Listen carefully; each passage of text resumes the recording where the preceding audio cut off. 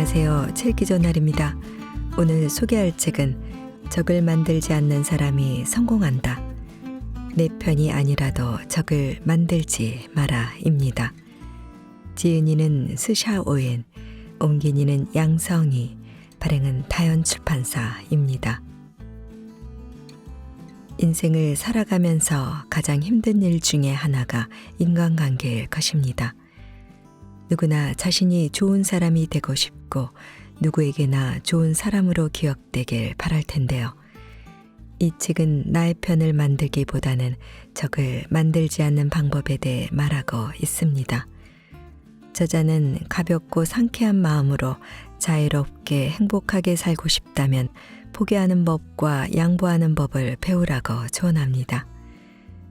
좋은 말은 한겨울에도 따뜻함을 주고 악한 말은 한여름에도 한기를 느끼게 한다. 능력을 숨기고 적당히 바보가 되어라. 때로는 진실이 거짓말보다 더 큰 상처를 준다. 남을 비난하더라도 단점을 들추어내지는 마라. 잔소리와 말다툼은 결혼과 사랑의 적이다. 자신의 인생은 자신의 방식대로 개척해야 한다 등 자신의 마음을 숨기고 원하는 것을 얻어내는 인간관계의 기술에 대해 조언하고 있습니다. 자, 그럼 지금부터 잠시 책 속으로 들어가 보겠습니다. 오늘도 책읽기 좋은 날과 함께 즐거운 시간 되세요. 구독, 좋아요, 알림 설정은 사랑입니다.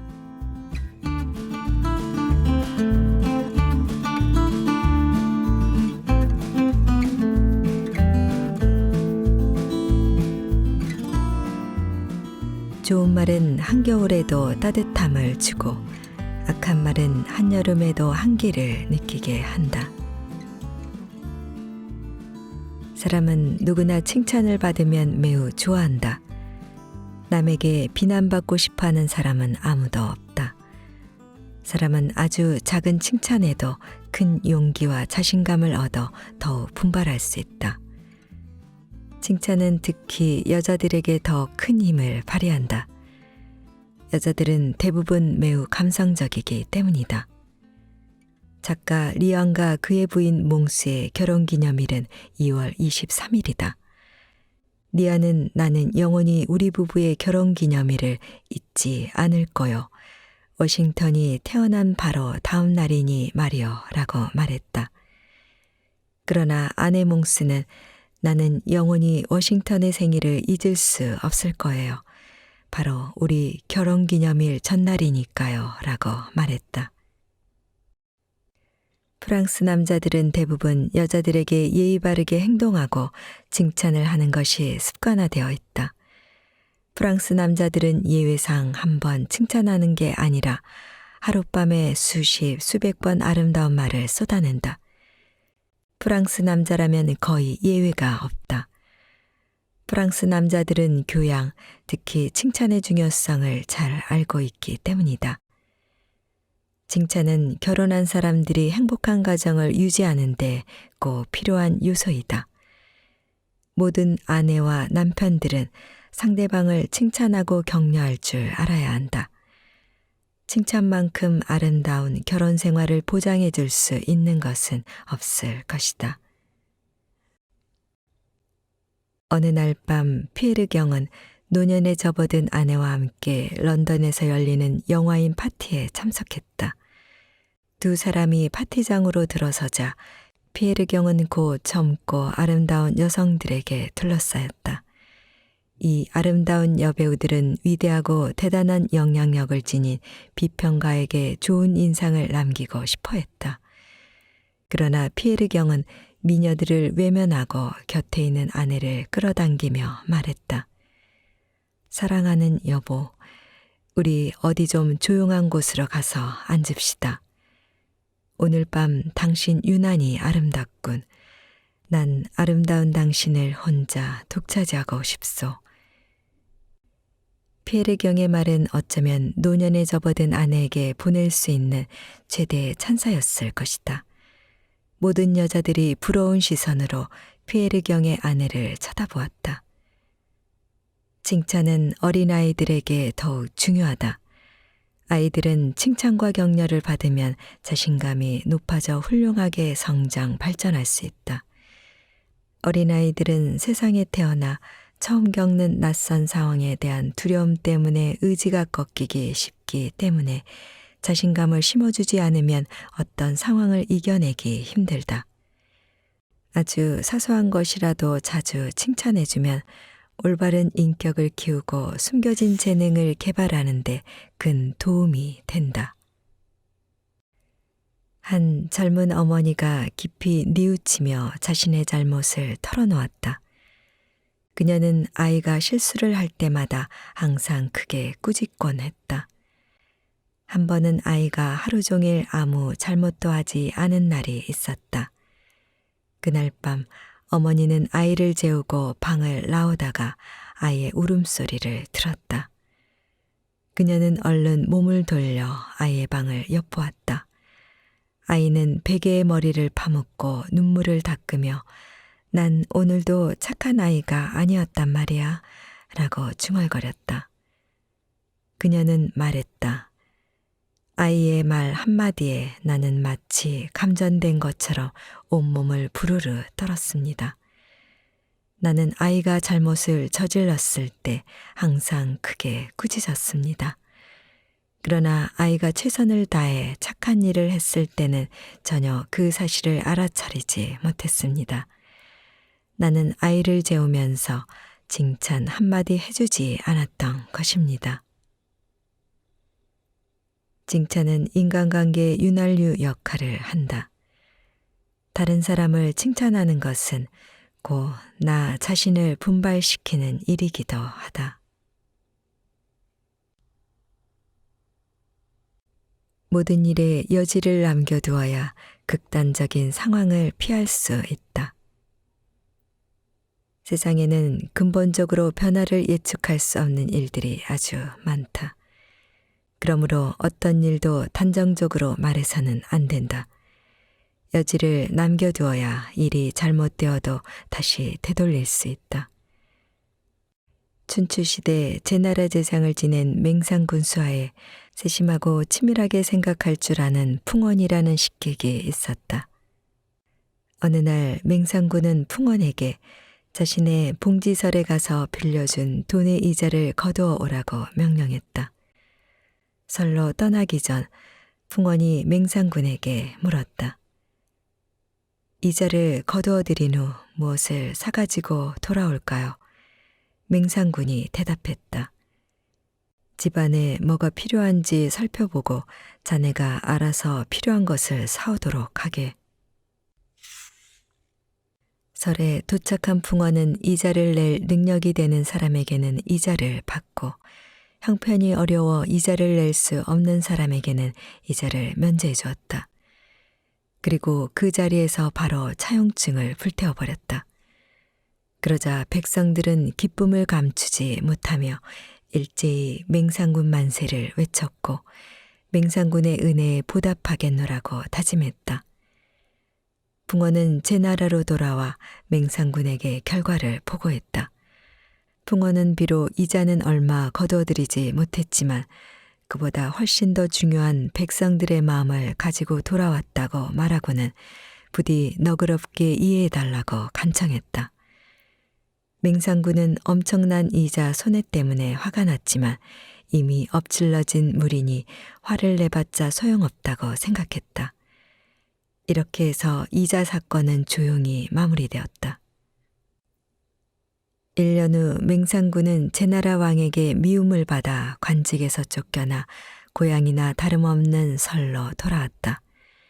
설에 도착한 맹상군은 뜻밖의 길을 가득 메우고 있는 환영 인파를 보고 놀라움과 감동을 감출 수 없었다. 날개 잃은 자신을 이렇게 환영해 주는 곳이 있다니 맹상군의 상처받은 영혼은 이것으로 충분히 위로를 받았다. 그리고 그제야 풍원이 얼마나 지혜롭고 사려 깊은 사람인지 알게 되었다. 맹상군은 풍원을 불러 크게 칭찬하고 더욱 중용했다. 그러나 풍원은 여기에 만족하지 않고 또 다른 계책을 내놓았다. 주공 아직 기뻐하시기는 이릅니다. 지금 설당은 주공의 확실한 근거지가 되었지만 이것은 시작에 불과합니다. 속담에 이르길 총명한 토끼는 굴을 3개 판다라고 했습니다. 이것은 더 안전하고 더 오랫동안 목숨을 보존하기 위한 것입니다. 주공은 아직 굴이 1개밖에 없습니다. 어서 빨리 또 다른 굴을 파두어야 합니다. 총명한 토끼는 굴을 3개 판다. 만약 지금 살고 있는 굴이 위험해지면 다른 굴로 피신하여 시간을 벌고 안전하게 훗날을 도모하기 위함이다. 이는 다양한 방법으로 앞날을 대비해 두어야 예측할 수 없는 모든 불행에 대처할 수 있음을 강조하는 말이다. 맹상군은 풍언의 말에 깊이 동감하여 곧바로 행동을 개시했다. 먼저 풍언이 진땅에 있는 위나라 해왕을 만나 다소 과장을 곁들여 맹상군을 소개하고는 마지막으로 이렇게 덧붙였다. 이토록 훌륭한 인물을 기용하는 나라는 반드시 크게 흥할 것입니다. 해왕은 풍언의 말에 설복되어 맹상군을 대장군에 임명했다. 한편 이 소식을 들은 제나라 왕은 자기 나라의 인재를 다른 나라에 넘겨줄 수 없다고 생각하여 즉시 사람을 보내 맹상군을 다시 불러들이고는 제상으로 임명하였다. 풍언의 계획은 여기서 끝나지 않았다. 그는 다시 맹상군에게 권했다. 제나라 왕에게 청하여 설에 왕실 종묘를 건립하도록 하십시오. 얼마 후 설에 왕실 종묘가 건립되자 풍언은 매우 기뻐하여 말했다. 주공은 이제 제나라 위나라 설에 모두 근거지를 마련했으니 큰 걱정이 없습니다. 이후로 맹상군은 풍언의 예언대로 평생 평안한 삶을 보냈다. 모든 일에는 충분한 여지를 남겨두어야 극단적인 상황을 피할 수 있다. 처세법에도 마찬가지이다. 인간관계 중에 여지를 남겨두지 않으면 진퇴양난의 위기에 빠질 수 있다. 이것은 오늘날처럼 복잡한 현대사회에 꼭 필요한 처세술이다. 때로는 진실이 거짓말보다 더 큰 상처를 준다. 사람들은 거짓말은 모두 나쁘다고 생각한다. 하지만 원만한 인간관계를 위해서는 가끔 선의의 거짓말이 필요하다. 사람들은 거짓말이라도 듣기 좋은 말, 자기를 칭찬해주는 말을 듣고 싶어하기 때문이다. 어느 파티장에서 진실 선생이 한 노부인에게 다가가 공손히 예의를 갖추며 말을 건넸다. 부인의 젊은 시절이 상상되는군요. 어떤 모습인가요? 노부인은 웃으며 물었다. 매우 아름다운 아가씨였을 거라고 생각됩니다. 그렇다면 제가 지금은 아름답지 않다는 말씀이신가요? 노부인은 웃으며 가벼운 농담을 했다. 그런데 진실 선생은 아주 진지한 말투로 대답했다. 그렇습니다. 과거의 모습과 비교하면 지금 부인은 피부가 많이 늘어졌고 윤기도 사라졌습니다. 얼굴에는 잔주름도 많군요. 노부인이 얼굴이 새빨갛게 달아올랐다. 그녀는 난처했고 눈에는 분노의 빛이 역력했다. 방금 전까지 자신감이 넘치던 부인의 당당한 모습은 온데간데 없이 사라졌다.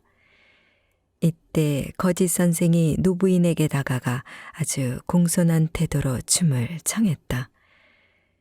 부인은 이 파티장 안에서 가장 아름다우십니다. 만약 부인이 춤을 허락하신다면 저는 이 파티장에서 가장 행복한 사람이 될 것입니다. 노부인은 반짝반짝 빛나기 시작했고 그녀는 춤 신청을 받아들였다. 거짓 선생과 노부인은 계속해서 몇 곡이나 함께 춤을 추었다. 노부인은 말할 수 없이 큰 행복을 느꼈다. 진실 선생은 한쪽 구석에 앉아 나이 차이가 너무 많아 마치 어머니와 아들 같은 두 사람을 보며 전혀 어울리지 않는다고 생각했다. 거짓 선생이 웃으며 노부인에게 뭐라고 하자 노부인은 마치 젊음이 되살아나는 듯 생기가 돌기 시작했다. 그녀의 몸에서 삶에 대한 열정이 뿜어져 나왔고 그녀는 마치 아름답고 훌륭한 춤솜씨를 지닌 매력적인 젊은 아가씨 같았다. 파티가 끝나자 진실 선생은 노부인을 전송하고 돌아오는 거짓 선생을 붙잡고 물었다. 아까 춤추면서 그 부인에게 뭐라고 말했어? 부인에게 사랑합니다. 저와 결혼해 주시겠습니까? 라고 말했어. 거짓 선생이 말했다. 그러자 진실 선생은 눈을 동그랗게 뜨고 말도 안 된다는 듯 크게 화를 내며 말했다. 당신 또 거짓말을 했군. 그녀와 결혼할 생각이 전혀 없지 않소. 그렇소. 하지만 그녀는 매우 행복해했어. 당신도 보지 않았소. 두 사람은 서로 자신이 옳다고 주장하다가 각자 집으로 돌아갔다. 다음 날 두 사람은 각각 집으로 배달되어 온 부고장을 받았다. 모일 모처에서 모인의 장례식이 있습니다. 두 사람은 다시 장례식장에서 만났고 동시에 장례식의 주인공을 알게 되었다. 주인공은 바로 그 노부인이었다. 장례식이 끝날 즈음 한 남자가 다가와 진실 선생과 거짓 선생에게 각각 편지를 나누어 주었다. 먼저 진실 선생이 봉투를 뜯어보았다. 진실 선생님, 당신이 한 말은 모두 맞습니다. 나는 너무 늙었고 이제 곧 세상을 떠날 것입니다. 하지만 그 사실을 굳이 그렇게 확인시켜 줄 필요는 없습니다. 나는 당신에게 내가 평생 쓴 일기를 드리려고 합니다. 그 안에는 나의 모든 진실이 들어있기 때문입니다. 이번에는 거짓 선생이 봉투를 뜯어 노부인의 유언을 읽었다. 거짓 선생님, 나는 당신이 거짓말을 해준 데에 대해 매우 감사하게 생각합니다. 당신의 거짓말은 내 인생의 마지막 밤을 아주 행복하게 장식해 주었습니다. 당신의 거짓말은 말라 죽어가는 내 삶에 다시 한번 청춘의 활력을 불어넣어 주었습니다. 당신의 거짓말은 얼어붙은 내 마음을 눈 녹듯 녹여주었습니다. 그래서 나는 내 모든 재산을 당신에게 드리려고 합니다. 내 재산으로 당신이 평생 아름다운 거짓말을 많이 만들어내기를 바랍니다.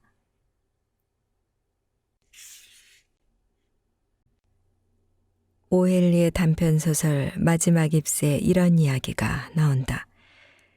불치병에 걸린 여자아이가 매일매일 병실 창밖으로 나무를 바라보고 있었다.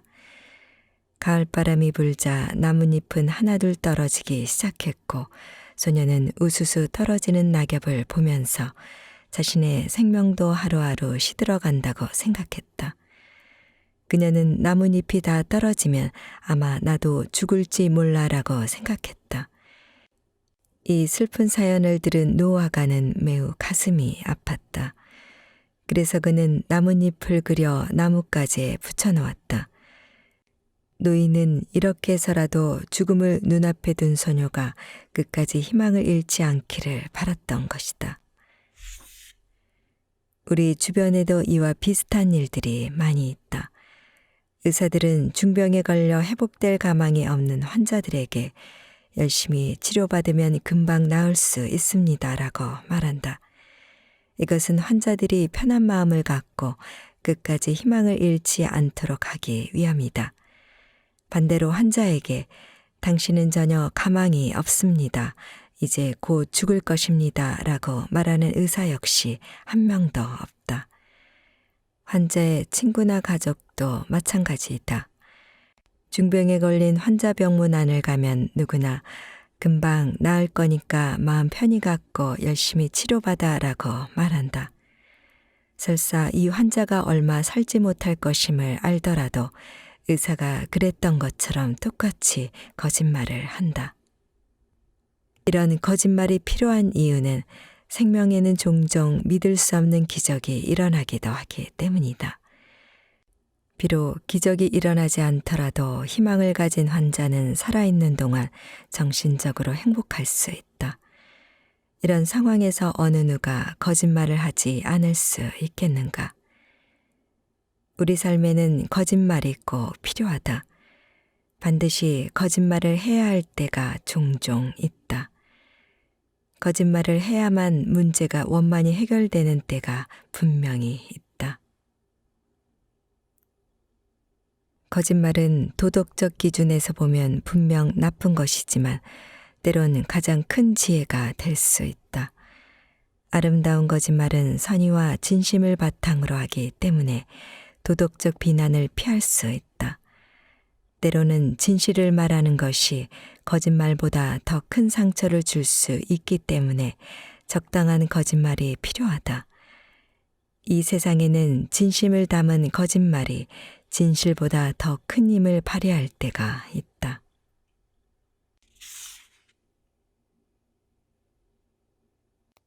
남을 비난하더라도 단점을 들춰내지는 마라.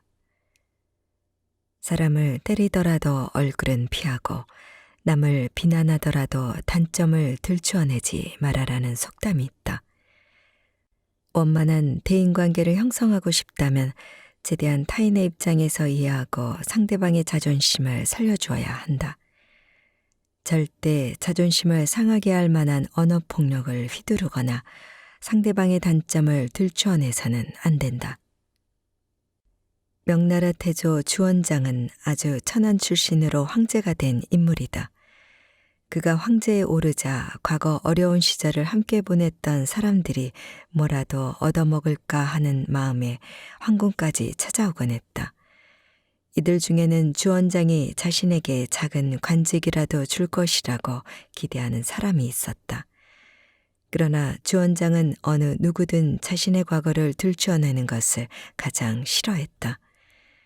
또한 자신의 과거가 황제의 위신을 깎아내린다고 생각하여 절대 옛 친구들을 만나지 않았다.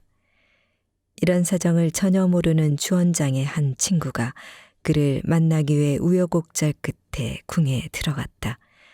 그는 주원장을 보자마자 수많은 문무대신들 앞에서 큰 소리로 떠들었다. 세상에 이게 누구야, 황제가 되었다더니 자네 정말 근사해졌군. 이봐, 나 기억하지? 옛날에 우리같이 발가벗고 냇가에서 목욕하고 그러지 않았나? 자네가 못된 짓을 하고 나면 항상 내가 대신매를 맞곤 했지. 우리같이 콩 훔쳐 먹었던 거 기억나나?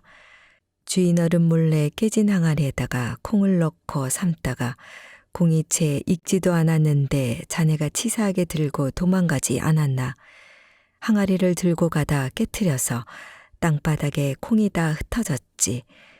자네 그때 급하게 주워 먹다가 콩껍질이 목구멍에 걸렸었는데 그때도 내가 도와주지 않았었나? 응, 어떻게 된 거야? 자네 기억 못하는 거야? 이 친구가 제잘제잘 쉬지 않고 떠들어대자 주원장은 부글부글 속이 끓었다. 주원장은 이놈이 정말 상황 파악이 안 되는 모양이군. 여기가 어디라고. 이 많은 문무백관들 앞에서 내 과거를 들춰내. 도대체 황제인 내 체면이 뭐가 되냐고 라고 생각했다. 그는 너무 화가 나서 당장 그 친구를 끌고 나가 죽여버리라고 명령했다. 옛날에 수도사를 아주 싫어하는 양계장 주인이 있었다. 그는 말과 행동이 다른 수도사들이 마치 성인군자인 양 점잔을 빼는 모습을 아주 혐오했다.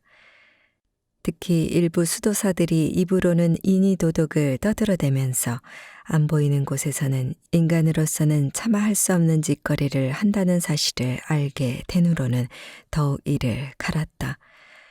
그는 자신이 하늘을 대신해 그들을 단죄하리라 마음먹었다. 그래서 보는 사람마다 붙잡고 수도사를 흉보느라 정신이 없었다. 그러던 어느 날 수도사 2명이 양계장에 찾아와 닭을 사고 싶다고 했다. 양계장 주인은 그들도 손님인 만큼 그들에게 양계장의 규모를 자랑하며 마음에 드는 닭을 고르라고 말했다. 그런데 뜻밖에도 수도사들은 털이 다 벗겨지고 다리까지 절뚝거리는 수탉 1마리를 골랐다. 양계장 주인은 그들에게 왜 하필이면 이렇게 보기 싫은 수탉을 골랐느냐고 물었다. 그러자 그중 한 수도사가 대답했다. 우리는 이 닭을 수도원 앞에 묶어놓고 지나가는 사람들이 물어볼 때마다 당신네 양계장에서 산 것이라고 말해주려고 합니다. 양계장 주인은 깜짝 놀라 손사래를 치며 다급히 외쳤다. 안 돼요, 안 돼. 보시오. 우리 양계장의 닭들 중 이놈 빼고 어디 하나 튼튼하고 통통하게 살지지 않은 닭이 있는지, 이놈이 왜 이렇게 됐는지 잘 모르겠지만 아마도 싸움을 좋아하는 놈이라 하루 종일 다른 닭들과 싸우느라 이런 몰골이 되었나 봅니다. 그러니 당신이 이놈을 가지고 내 양계장을 선전하면 사람들은 내 양계장의 닭들이 전부 그렇게 생겼다고 오해할 것 아니오. 말도 안 돼요. 그런 불공평한 일이 어디 있어. 그러자 그 옆에 있던 수도사가 빙그레 웃으며 대답했다. 당신 말이 맞소. 일부 몇몇 수도사들이 옳지 않은 행동을 하는 것은 사실이지만 당신은 수도사 모두가 그런 것처럼 이야기하지 않았소. 그건 역시 불공평한 일이 아니오. 사람은 누구나 장단점을 모두 가지고 있다. 성공한 사람들은 다른 사람의 장점을 찾아내 칭찬하고 격려할 줄 안다. 반대로 다른 사람이 숨기고 싶은 비밀이나 아픈 상처, 단점 등은 절대 들춰내지 않는다. 다른 사람의 단점을 들춰내 자존심을 상하게 만들면 그 화가 자신에게도 미칠 수 있다.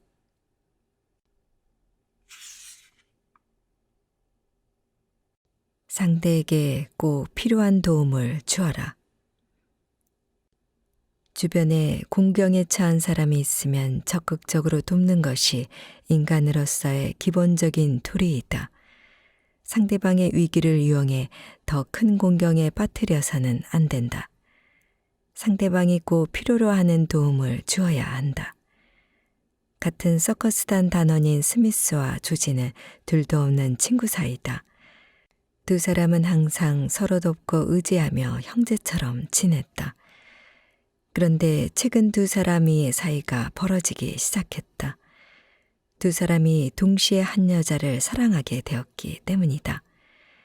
그녀는 같은 서커스단에 있는 제인이었다. 서커스단 단원들은 두 사람이 영원히 원수가 될 것이라고 생각했다.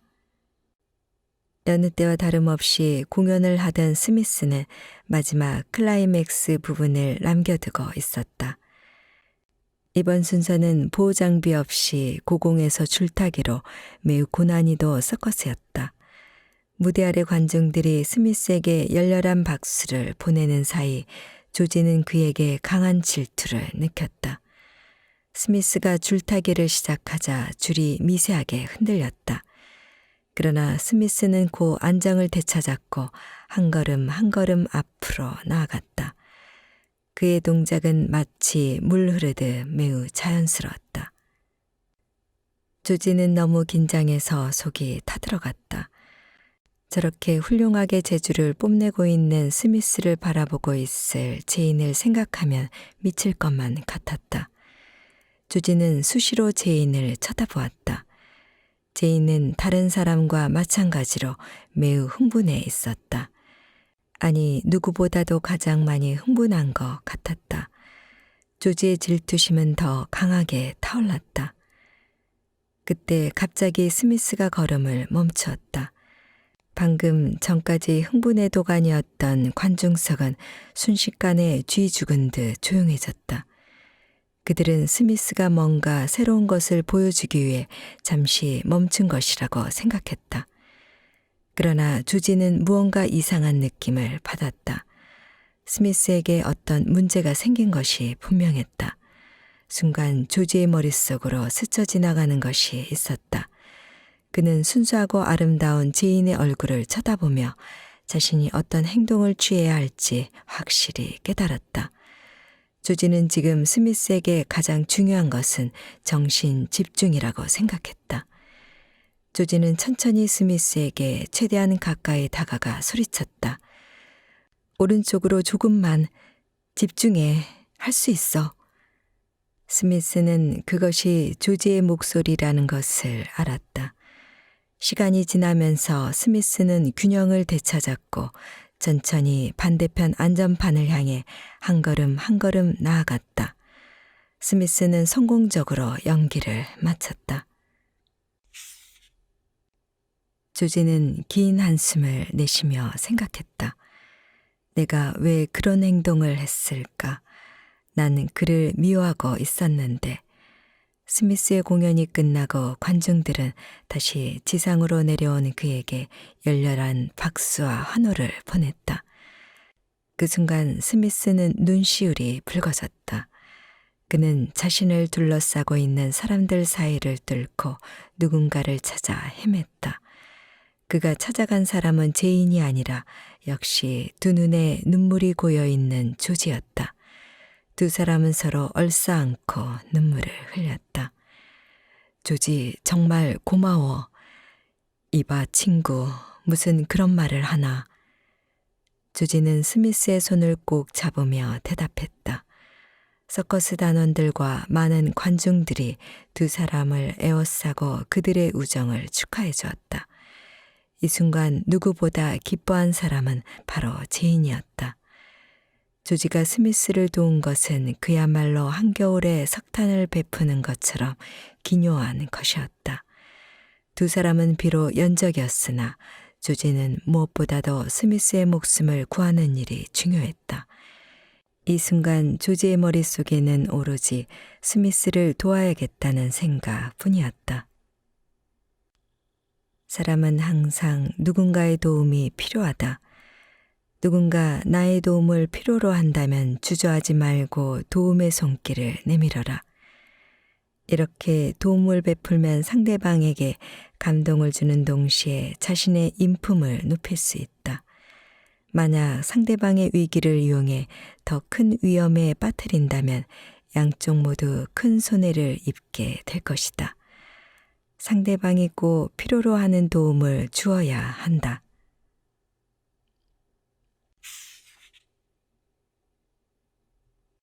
상대방이 좋아하는 미끼를 던져라. 깊은 바닷속에 악마가 갇혀 있는 병이 가라앉아 있었다. 500년 전 하느님이 가두어둔 것이었다. 악마는 누구든 이 병을 건져 마개를 열고 자신을 구해주는 사람에게 황금산을 주기로 다짐했다. 그러나 500년이 지나도록 그를 병에서 꺼내주는 사람은 없었다. 악마는 기다리다 머리끝까지 화가 치밀었다. 악마는 저주를 퍼부었다. 만약 누군가 나를 구해주는 사람이 있다면 난 그놈을 한 입에 잡아먹어버릴 테다. 한편 어느 젊은 어부가 바닷가에서 그물을 던져 고기를 잡고 있었다. 어부는 그물을 거두어 들이다가 오래된 병을 발견했다. 그가 마개를 열자 갑자기 짙은 연기가 뿜어져 나오더니 서서히 거대한 악마로 변해갔다. 하하하, 악마의 웃음소리에 파도가 용솟음쳤다. 악마가 어부에게 말했다. 이봐, 젊은이, 내가 나를 구해준 건 고마운 일이지만 너무 늦었네. 자네가 몇 년만 일찍 나를 구해줬더라면 너에게 황금산을 줄 수도 있었는데, 하지만 난 500년이나 기다리느라 정말 미치는 줄 알았거든. 나는 이미 나에게 다짐을 했지. 나를 구해주는 사람을 한 입에 삼켜버리겠다고. 어부는 이 말을 듣고 깜짝 놀랐지만 곧 평정을 되찾으며 말했다. 이봐, 이렇게 작은 병에 어떻게 당신이 들어가 있을 수 있단 말이야. 거짓말하지 마. 거짓말이 아니라면 다시 이 병 속에 들어가 봐. 하하하, 내가 속을 줄 알고 난 이미 아라비안 나이트를 읽었다. 내가 병 속으로 들어가면 넌 다시 병마개를 막아버릴 거지. 아마 아라비안 나이트에서 그렇게 이야기가 끝나던데. 뭐, 내가 아라비안 나이트를 읽었다고? 넌 정말 박학다식한 악마로구나. 그럼 소크라테스의 철학서적도 읽어봤니? 하하, 500년 동안 병 속에 갇혀 있으면서 난 이 세상에 있는 책이라는 책은 다 읽었다. 서양의 철학서적은 물론이고 대하, 중용, 논어, 맹자 같은 동양 고전도 몇 번이나 읽었지. 와, 태사공이 쓴 사기에 대해서도 잘 알겠구나. 묵자가 쓴 책도 읽어봤어? 물론이지. 역사서나 경전에 대해서는 모르는 것이 없다고. 하지만 넌 분명히 홍루몽 같은 소설책은 못 봤을 거야. 그것은 아주 구하기 힘든 책이거든. 아무나 볼 수 있는 게 아니라고. 하하하, 이 쬐끄만 놈이 나를 너무 무시하는데 그 책을 가지고 있는 몇 안 되는 게 나라고. 기다려, 내가 직접 보여줄 테니까. 악마는 이렇게 말하고 곧바로 연기로 변해 천천히 병 속으로 들어갔다. 어부는 재빨리 병마개를 막았다. 사람은 누구나 특별히 흥미를 느끼는 전문 분야가 있게 마련이다. 상대방의 흥미를 불러일으킬 수 있으면 당신은 그 분야에 대한 새로운 지식을 얻을 수 있을 뿐만 아니라 이것을 계기로 화를 복으로 만들 수도 있다. 젊은 어부는 바로 이 점을 충분히 이용하여 악마를 제압했다. 일상 속에서 우리는 지금까지 다른 사람이 해왔던 것처럼 전혀 다른 계획과 새로운 방법으로 순조롭게 일을 처리할 수 있다. 그것은 종종 말로 다 표현할 수 없을 만큼 탁월하고 절묘한 기분을 느끼게 해줄 것이다. 워싱턴 대통령이 잃어버린 말을 되찾은 일화를 살펴보자. 어느 날 워싱턴은 집에서 기르던 말을 도둑 맞았다. 그는 경관과 함께 말을 훔쳐간 것으로 의심되는 사람의 농장을 수색했다. 그러나 농장 주인은 혐의를 완강히 부인했다. 이것은 내가 기르던 말이라고요. 그러자 워싱턴이 두 손으로 말의 두 눈을 가리며 그에게 물었다. 이 말이 정말 당신 것이라면 어느 쪽 눈이 멀었는지 말해보시오. 농장 주인은 머뭇거리며 오른쪽 눈이라고 대답했다. 워싱턴이 오른손을 떼었으나 말의 눈은 멀쩡했다. 내가 헷갈렸소. 왼쪽 눈이요. 왼쪽 눈이 멀었소. 농장 주인은 서둘러 변명했다.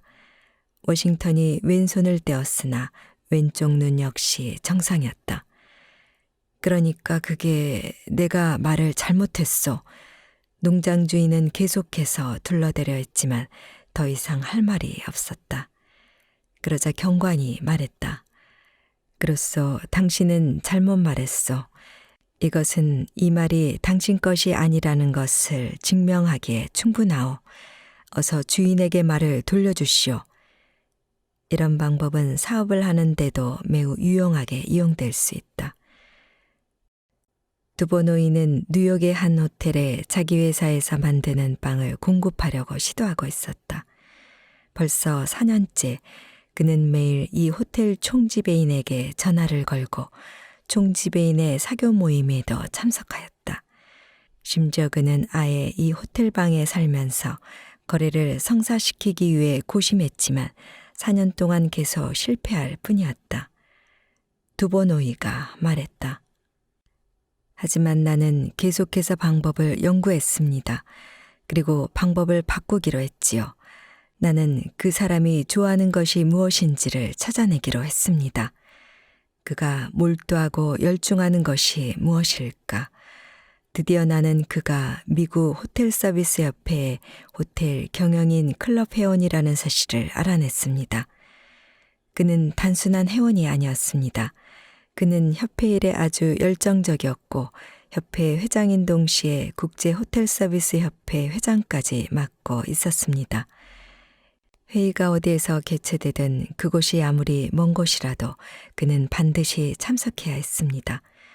그 후 나는 총지배인과 마주쳤을 때 협회에 대해 물어보기 시작했습니다. 어느 정도 예상은 했지만 그의 반응은 정말 놀라웠습니다. 정말 그 전의 반응과는 천양지차였습니다. 나는 총지배인과 30분가량 이야기를 나누었습니다. 물론 30분 내내 협회에 대한 이야기뿐이었습니다. 그는 아주 열정적으로 다소 흥분한 듯 이야기했지요. 나는 그의 모든 관심사가 협회에 있다는 것을 금방 알 수 있었습니다. 그의 사무실에서 나오기 전에 나는 그에게 협회 회원증을 샀습니다. 그리고 빵에 대해서는 단 한마디도 하지 않았습니다. 그런데 며칠 후 그 호텔의 수석 요리사가 나에게 전화를 걸어왔습니다. 우리 회사의 빵 샘플과 가격표를 보내달라는 것이었습니다. 그 요리사는 나에게 당신이 도대체 그 늙은이에게 어떻게 손을 썼는지 모르겠지만 확실히 그의 마음을 바꿔놓았더군요. 라고 말했습니다. 생각해 보세요. 나는 오직 그에게 빵을 팔겠다는 일념으로 4년 동안이나 그 사람을 쫓아다녔습니다. 만약 내가 마지막에 그의 관심 분야를 찾아내지 못했다면, 그가 어떤 것에 대해 말하기를 좋아하는지 알아내지 못했다면 나는 아직도 그를 쫓아다니며 빵을 팔아달라고 조르고 있을 것입니다. 상대방이 좋아하는 미끼를 던지면 그 사람은 자신이 존중받고 있다고 느낄 것이다. 상대방에 대해 깊이 이해하면 서로 사이좋게 지낼 수 있다. 뿐만 아니라 화를 복으로 만들 수도 있다. 상대방이 원하는 것과 반대되는 행동을 피해야 한다. 타인에게 의지하지 말고 스스로 계획하고 결정하라. 성공한 사람들은 기회가 지나버리기 전에 곧바로 결단을 내려 그 기회를 자기 것으로 만든다. 이들은 다른 사람이 자기 대신 선택을 내려줄 것이라고 기대하지 않는다. 자신의 일은 스스로 판단하고 스스로 계획한다. 그리고 목표를 세운 후에는 의심하지 않고 과감하게 행동한다. 스스로 계획하고 결정할 수 있는 사람은 자신이 원하는 것은 무엇이든 이룰 수 있다.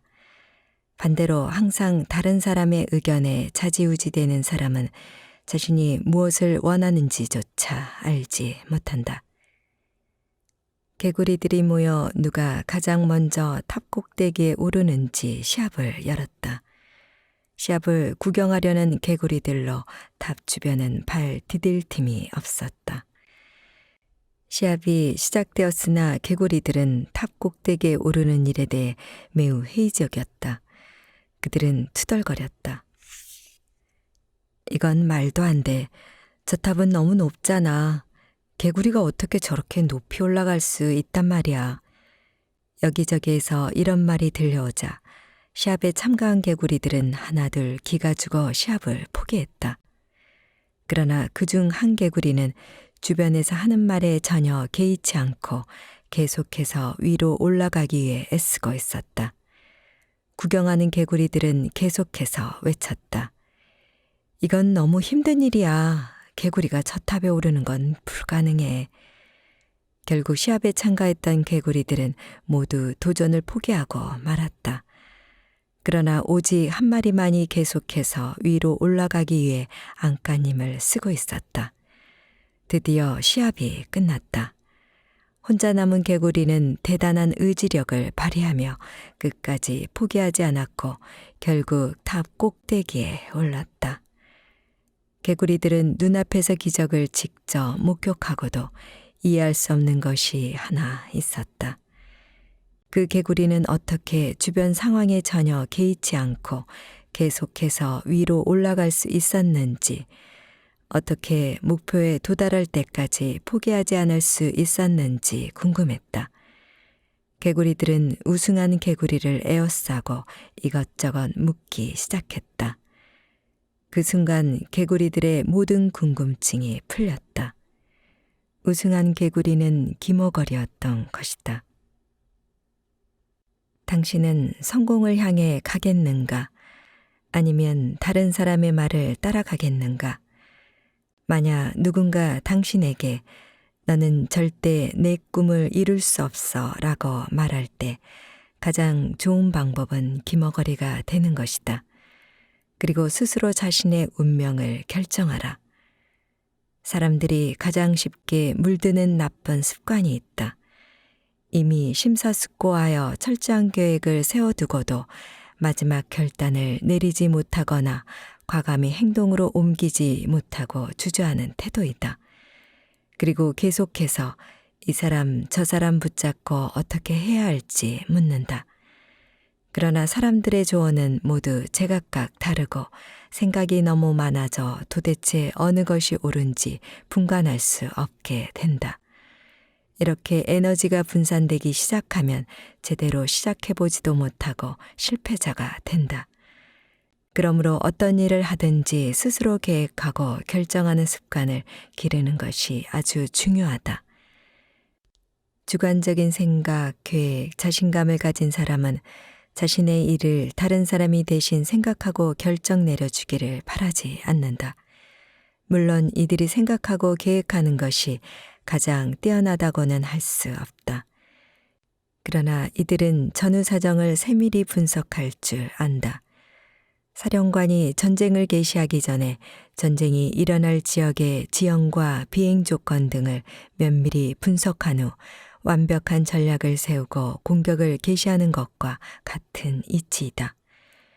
또렷한 정신과 과감한 판단력을 지닌 사람은 의지가 굳고 애매모호하거나 불확실하게 대충 일을 넘기거나 비겁한 수단으로 부당한 이득을 취하지 않는다.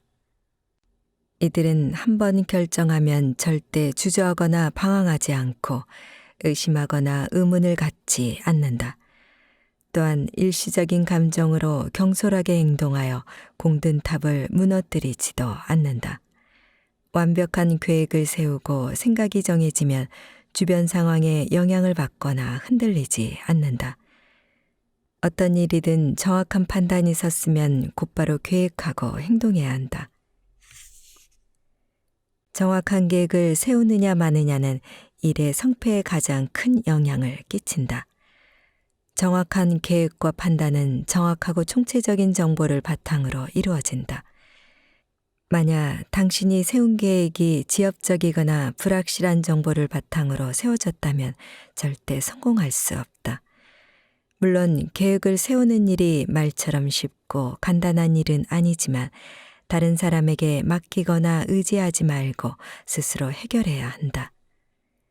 지금 이 순간부터는 어느 누구도 나에게 이렇게 해라 저렇게 해라라고 말할 수 없도록 내가 하는 일에 그 어떤 주변 사람도 영향을 끼치지 못하게 철저히 막아야 한다.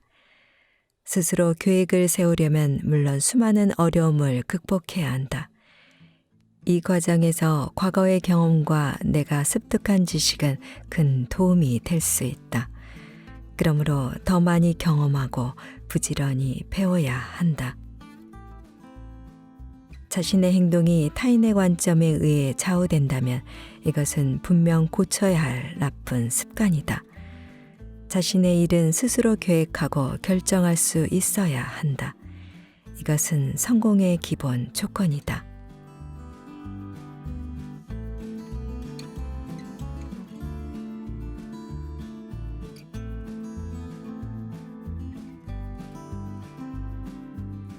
제일 기존 날 오늘은 내 편이 아니라도 적을 만들지 마라를 보내드렸습니다. 감사합니다.